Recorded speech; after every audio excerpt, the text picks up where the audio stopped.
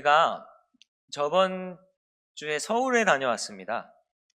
네, 서울에 버스를 타고 다녀오게 되었는데, 이제 버스를 타고 서울에 올라가서 버스에 내려서 목적지까지 지하철을 타고 이동하고자 했습니다.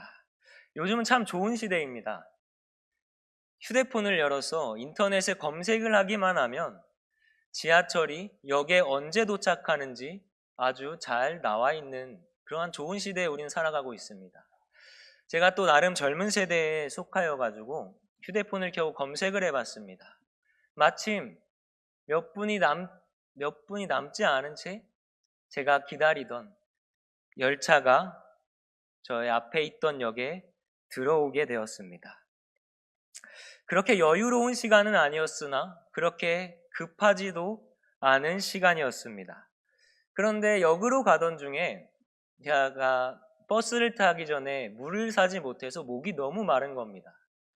그래가지고 역까지 가는 길에 편의점에 들어가서 물을 살까 말까 엄청난 고민을 하게 되었는데요. 물을 사서 가게 된다면 혹시 이 열차를 제가 놓쳐서 다음 열차를 타야 되지 않을까? 이 열차의 간격이 또 하필 10몇 분, 13분, 14분 정도 그렇게 차이가 나는 것이었습니다. 그래서 편의점에 들어갈까 말까 고민을 하게 되었습니다. 그러다가 결국 갈증을 참지 못하고 물을 사러 편의점에 들어가게 되었는데요. 물을 산다고 해봤자 길어봤자 2분, 짧으면 몇십 초 내로 물을 살 수 있기 때문에 그렇게 신경 쓰지 않았습니다. 그런데 하필 들어갈 때는 줄이 없었으나 제가 들어가서 물을 갖고 오는 그 찰나의 순간에 저의 앞에 2명의 손님이 생겨버린 것입니다. 그렇게 물을 사오고 나니까 시간은 점점 촉박해져 갔습니다. 촉박해지는 시간만큼 저의 걸음은 빨라졌고요. 그 열차를 놓치지 않기 위해서 편안한 에스컬레이터를 놔두고 계단으로 누구보다 빠르게 내려가고자 했습니다. 그렇게 내려가던 중에 반가운 소리가 들리는 것입니다. 열차 소리가 저 밑에서 들려오기 시작했습니다. 저의 머릿속에는 딱 맞춰서 왔구나. 나이스 타이밍이다. 이렇게 안도하는 순간 3분의 2 정도 내려가서 보이는 그 광경은 열차가 들어오고 있는 것이 아니라 열차가 그 역에서 떠나고 있는 광경을 제가 목격하게 되었습니다. 결국 그 잠깐 물을 사러 갔던 그 시간 때문에, 그 잠깐 때문에 저는 그 더위 속에서 10몇 분이라는 시간을 더욱 더 기다려야 했습니다. 여러분, 우리의 삶 가운데에서, 우리의 삶 속에서 이 잠깐만이라는 표현, 이러한 생각들은 적지 않게 사용되어지고는 합니다. 잠깐만요, 지금은 제가 좀 바쁩니다. 잠깐만요, 제가 이것만 하고 다시 전화를 드리겠습니다. 지금은 때가 아닌 것 같습니다. 이렇게 우리의 삶 속에서 잠깐만이라는 이 표현은 매우 자주 사용하게 된다는 것이죠. 그런데 신앙에서도 예수님의 부르심 앞에서도 우리는 습관적으로 잠깐만이라는 표현, 이 말을 사용하고는 합니다. 그 모습을 우리는 때때로 나의 모습으로 볼 수가 있습니다. 하지만 오늘 본문을 통하여서 예수님께서는 분명히 말하고 계십니다. 지금 나를 따르라. 오늘 말씀을 통하여서 우리의 마음과 시선을 다시 한번 점검해보고 돌아보는 시간이 되시기를 바랍니다. 오늘 말씀을 보면요, 어떻게 시작하냐면 길 가실 때에라는 말로 말씀이 시작됩니다. 이 누가복음이 가지고 있는 특성 중에 하나는 예수님께서 계속해서 이동하고 계시는 모습을 이 누가복음을 통하여서 많이 볼 수 있습니다. 누가복음은 동적인 모습을 대부분 이 모습의 구성이 많이 나옵니다. 어디에서 시작해서 어디로 향하였는지, 또 예수님의 그 여정과 누구를 만나셨고 그들과 어떤 대화를 나누었는지, 어떤 말씀을 하셨는지, 예수님의 이동과 그 여정을 다른 복음서보다 더욱 선명하고 자세하게 기록하고 있는 것이 바로 이 누가복음입니다. 예수님의 여정은, 누가복음을 통해서 본 예수님의 여정은 대부분 길 위에 계셨습니다. 길을 이동하시면서 무리들과 이야기를 나누고요.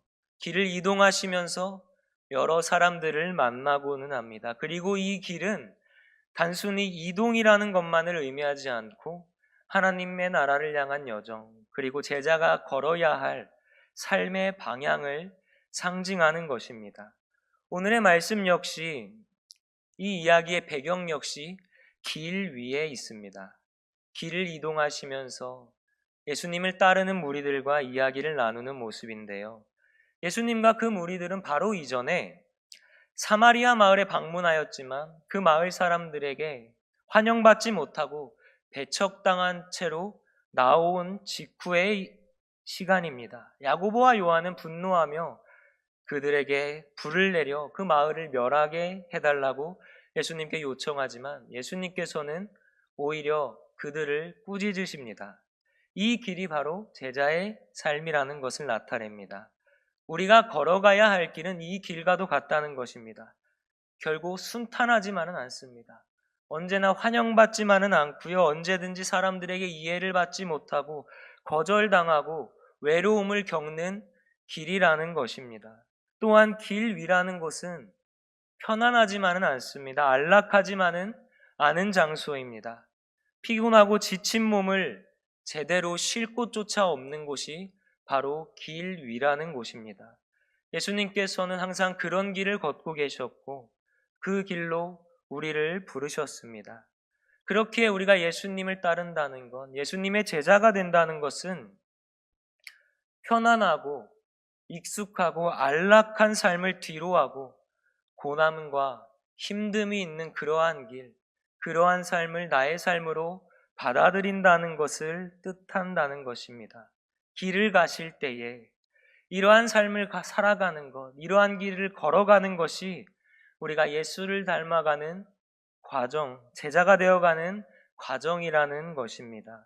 여러분, 많은 사람들은 결과라는 것을 바로바로 얻기를 원합니다. 내가 입력하고 내가 요청하는 대로 그에 대한 즉각적인 반응이 나에게 나타나길 원합니다. 신앙생활에서 역시 우리는 우리에게 그런 모습이 보여지고는 합니다. 우리는 예수님의 제자가 되겠다고, 주를 위해 살겠다고, 주님을 따르겠다고 고백하고 결단합니다. 그리고 결단하고 나면 나의 삶에 특별한 무언가의 변화가 찾아올 거라고 생각합니다. 이전과의 삶과 특별히 달라지기를 원합니다. 여러분, 그런데요, 그렇지 않습니다. 여러분 잘 아실 거예요. 한순간에 우리의 삶의 모든 것이 바뀌지는 않습니다. 모든 것에서 변화가 찾아오는 것은 아니라는 이야기죠. 마찬가지입니다. 제자가 되는 것은 한순간에 주어지지 않습니다. 하나님의 나라는 우리에게 한순간에 이루어지지 않습니다. 예수님께서 제자들을 부르실 때에 너는 제자가 되어라, 제자가 되어라 이렇게 말씀하시지 않습니다. 나를 따르라, 나를 따라오라 이렇게 말씀하십니다. 여러분, 이것이 제자입니다. 예수님을 따라가는 것, 예수님의 길을 따라 걷는 것이 바로 제자의 사명, 그 가시는 길을 따르는 것이 바로 제자인 것이죠. 그렇기에 신앙은 더 이상 입력과 출력이 아닙니다. 길을 가실 때에, 내가 예수님께서 가신 그 길을 걸을 때에, 그 삶을 내가 살아갈 때에, 그 과정들을 살아낼 때에 나의 삶에 변화가 찾아오고 하나님의 나라가 점점 우리의 삶 가운데에 임하게 되는 것이죠. 그리고 그때 우리는 예수님의 참된 제자로서의 삶을 살아갈 수가 있는 것입니다. 계속해서 말씀을 보면요, 예수님께서 그 길에 대하여 설명해 주시는데, 예수님이 서 계신 그 길에 대하여 설명해 주십니다. 여우도 굴이 있고 공중의 새도 집이 있는데 인자 예수님께서 자신은 머리 둘 곳도 없다고 말씀하세요. 이 비유를 통하여서 예수님께서 말씀하시고자 하는 것은 단순히 생활의 어려움이 아닙니다. 단순히 생활 가운데의 부족함이 아닙니다. 이런 삶이다. 머리 둘 곳도 없는 편안하지만은 않은 삶이다. 그럼에도 너는 나를 따라오겠느냐? 이렇게 질문하는 것입니다. 여러분, 생명에게 있어서 가장 중요한 필요한 요소 중 하나는 바로 쉼이라는 것입니다. 여우나 새 같은 짐승도 저녁이 되면 쉴 곳이 있고 집으로 돌아가서 휴식을 취하기 마련입니다. 인간에게는 더욱더 쉼이 필요하고 쉴 곳이 필요합니다. 안정된 공간, 내가 나의 이 지친 몸을 기댈 수 있는 공간이 필요한 것이죠. 그런데 예수님께서는 오늘 어디서 머물러야 할지, 또 내일 어디서 머물러야 할지 기약 없는 삶의 연속을 무리들에게 말씀하고 계십니다. 이는요, 물리적인 그 거처의 의미를 넘어서 세상이 주는 그 안정과 보장을 내려놓는 길을 의미합니다. 다시 말해서 하나님의 뜻에 살아간다는 것, 예수님의 그 길은 안정적인 삶의 구조 안에서 벗어난 길을 의미하고 그 구조 안에서만 머물 수 없는 길이라는 것을 따르는 무리들에게 말씀하고 계신 것이죠. 예수님께서는 그러한 길을 걸으셨습니다. 하나님의 뜻 앞에 철저하게 순종했습니다. 부르심이 있는 곳이면 단번에 나아가셨고요. 그 길은 불확실하더라도 외로운 길이었으며 핍박과 조롱이 있을 때에도 예수님은 기꺼이 그 길을 걸으셨습니다. 고난과 죽음의 길도 기꺼이 걸으셨습니다. 그리고 그 길을 따르고자 하는 이들에게 말씀하십니다. 이러한 길임에도 너는 나를 따르겠느냐? 이 길은 우리가 원하는 길과는 다를 수도 있습니다. 추구하는 삶과는 완전히 다른 반대의 삶일 수도 있습니다. 우리에게 보장된, 인간으로서 보장된 그 편안함과 안락함을 내려놓아야 하는 삶일 수도 있습니다. 그럼에도 우리가 그 고난의 길을 걷겠다고 고백하고 결단하는 이유가 무엇입니까? 보장된 그 편안함, 보장된 그 안락함과 쉼이 있는 물리적 공간, 그 너머에 있는 하나님의 나라의 가치가 그 길에 있기 때문입니다. 여러분, 그 가치를 바라보고 길을 걸으시길 바랍니다. 편히 머리 둘 곳도 없어도 그 길에 예수님이 계시기에 멈추지 않고 그 길을 계속해서 따르는 여러분이 되시기를 바랍니다. 이어서 또 다른 이에게 예수님이 말씀하시는데요. 본문 59절에서 우리 60절의 말씀을 함께 읽어보겠습니다. 또 다른 사람에게 이르시니 나를 따르라 하시니 그가 이르되 주여 내가 먼저 가서 내 아버지를 장사하게 허락하옵소서. 예수께서 이르시되 죽은 자들로 자기의 죽은 자들을 장사하게 하고 너는 가서 하나님의 나라를 전파하라 하시고 아멘.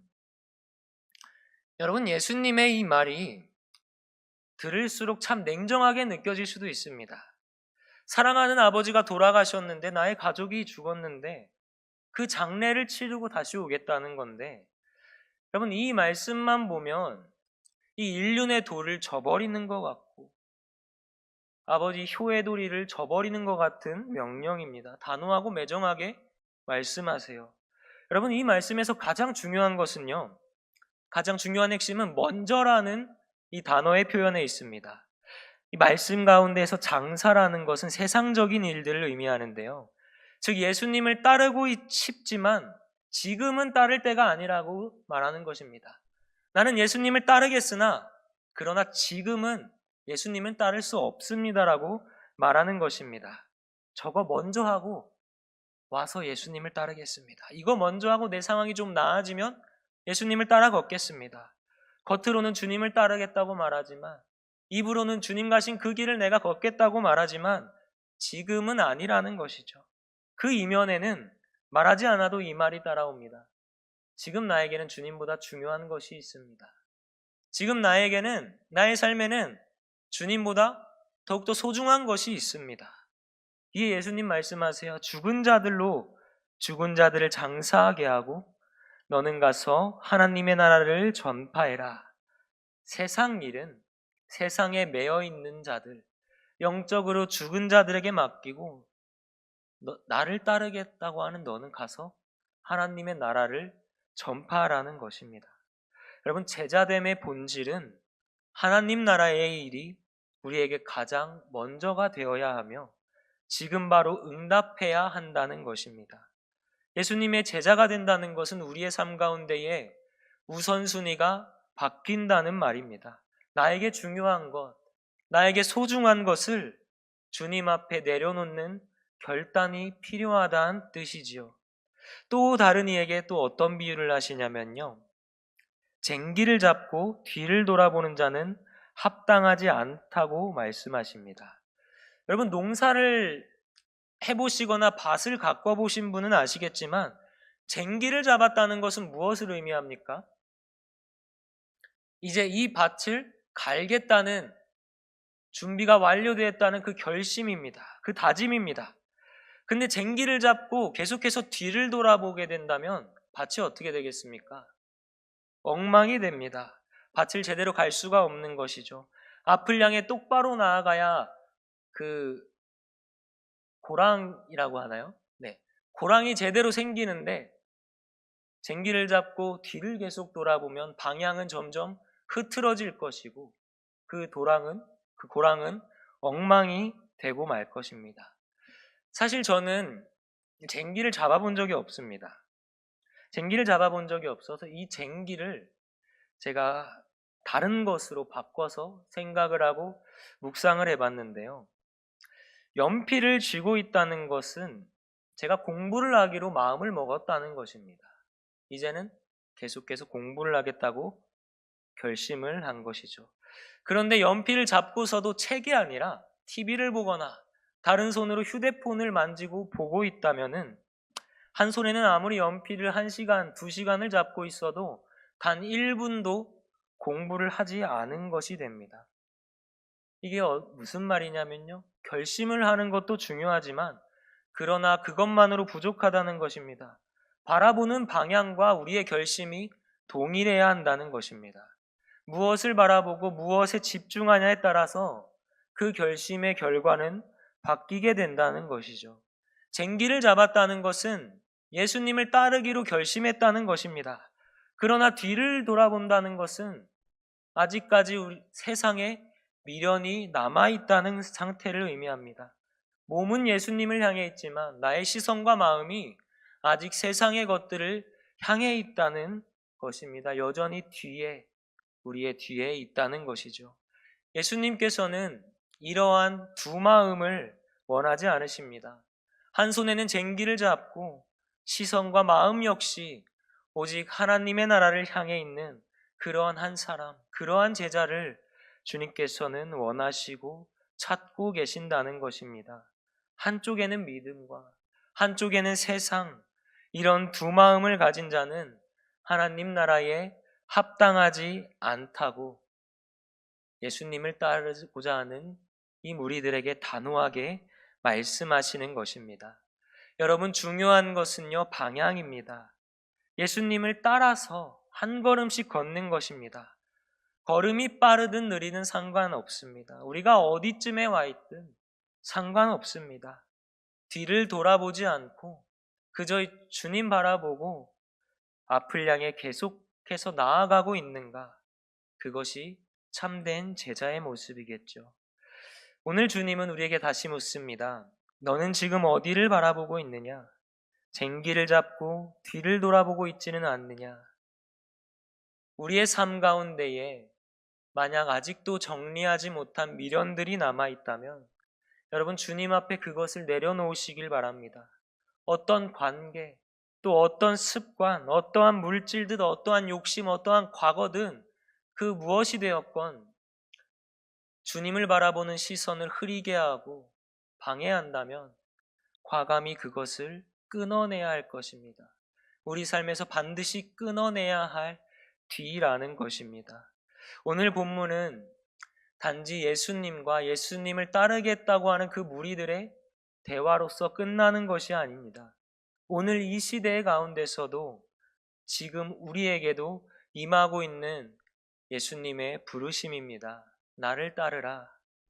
이 부르심 앞에서 우리는 때때로 이렇게 반응합니다. 잠깐만요, 주님. 지금은 좀 힘들 것 같습니다. 지금 하고 있는 이 일만 마저 하고 내가 주님 따르겠습니다. 주님, 제가 따르긴 할 건데요. 잠깐만 기다려주세요.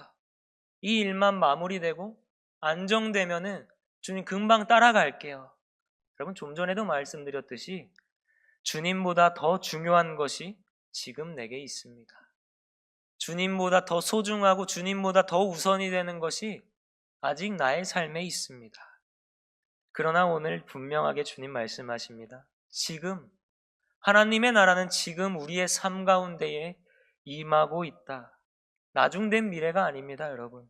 그 나라는 우리가 발을 딛고 있는 바로 이 땅 위에 지금 이 순간에 임하는 현실이라는 것입니다. 그렇기에 제자가 된다는 것은 기다리는 것이 아니라 주님의 그 부르심에, 주님이 그 걸으신 그 길 위에 지금 우리가 한 걸음을 내딛는 즉각적인 순종으로 시작되는 것입니다. 예수님께서는 우리에게 완벽함을 요구하시지 않았습니다. 완벽하게 준비된 자들을 제자로 삼으시지 않았습니다. 뒤를 돌아보지 않는 그 결단과 지금 따르겠다는 그 믿음의 응답을 원하시고 그 한 사람을 향하여 제자를 찾고 하십니다. 바라기는 여러분, 주님의 부르심 앞에 잠깐만요라고 응답하는 것이 아니라 주님 지금 제가 가겠습니다라고 응답하시는 여러분이 되시기를 바랍니다. 하나님의 나라는 미루는 자의 것이 아닙니다. 결심하고 멈춰 있는 자의 것도 아닙니다. 하나님의 나라는 지금 응답하는 자의 것입니다. 우리는 이미 쟁기를 잡은 자들입니다. 여기 모여 예배하는 여러분은 이미 예수님을 따르기로 결심한 분들입니다. 그러한 우리에게 잠깐만 기다려주세요라고 말할 이유는 더 이상 우리의 삶에 존재하지 않습니다. 결심했으면 바라보아야 합니다. 쟁기를 잡았다면 이제는 뒤를 돌아보지 않아야 합니다. 지금도 예수님께서는 그 편안하지도 안정적이지도 않은 그 길 위에서 여러분을 부르시고 계십니다. 여우도 굴이 있고 새들도 집이 있지만 나는 머리 둘 곳이 없노라. 그러나 그 길은요, 하나님의 나라로 향하는 길이며 그 길이 아무리 힘들고 고난이어도 그 길 위에는 먼저 걸으신 예수님께서 우리를 기다리고 계십니다. 보이는 것 너머, 드러나는 것 너머에 있는 하나님의 나라와 그 길 위에 계신 예수님을 바라보며 믿음의 발걸음을 내딛는 예수님의 참된 제자로 살아가는 여러분이 되시기를 소망합니다. 기도하겠습니다. 주님, 오늘도 택하신 백성들 복 주시려 주님의 말씀 앞에 불러주시고 깨닫게 하시고 인도해 주심을 감사드립니다. 우리의 삶의 여정, 그 길 위에서 우리를 부르시는 주님의 부르심에 응답합니다. 주님, 우리가 그 길을 걸을 때에 편안함만을 구하지 않게 하시고 때로는 머리 둘 곳이 없이 힘들고 외로운 길 위에서도 담대히 주님을 따라가는 믿음을 허락하여 주시옵소서.